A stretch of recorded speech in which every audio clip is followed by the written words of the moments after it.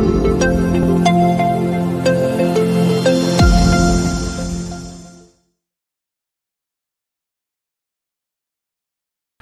Friends, welcome to SPR media works. Mummidivaram assembly నియోజకవర్గం కోనసీమ జిల్లా అమలాపురం లోక్సభ నియోజకవర్గంలోని 7 అసెంబ్లీ సెగ్మెంట్లలో ఒకటి. ఈ నియోజకవర్గం 1951లో ఏర్పాటైంది. 2019 నాటికి ఈ నియోజకవర్గంలో మొత్తం 2,29,431 మంది ఓటర్లు ఉన్నారు. ముమ్మిడివరం అసెంబ్లీ నియోజకవర్గం విషయానికి వస్తే ఈ నియోజకవర్గం కోనసీమ జిల్లాలోనే చాలా ప్రత్యేకమైనది. మొదటి నుంచి ఈ నియోజకవర్గం టీడీపీకి కంచుకోట, ఆ తర్వాత వైసీపీ పట్టు సాధించింది. దీంతో ఇప్పుడు అటు ప్రతిపక్ష టీడీపీ, ఇటు అధికార వైసీపీ రెండు బలంగానే ఉన్నాయి. గత అసెంబ్లీ ఎన్నికలలో వైసీపీ అభ్యర్థిగా పోటీ చేసి గెలిచిన పొన్నాడ వెంకట సతీష్ కుమార్ ప్రస్తుతం ఈ నియోజకవర్గం యొక్క సిట్టింగ్ ఎమ్మెల్యే.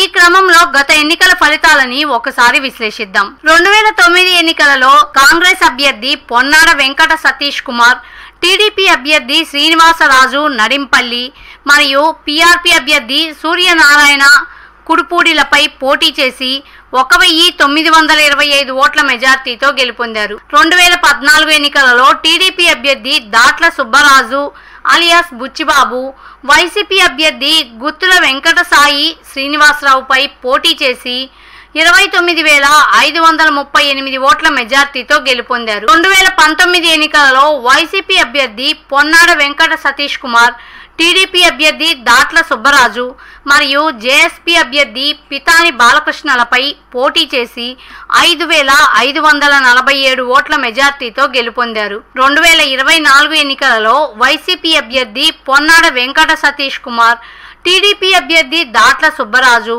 మరియు ఇండిపెండెంట్ అభ్యర్థి పాలెపు ధర్మారావుల మధ్య పోరు జరగనుంది.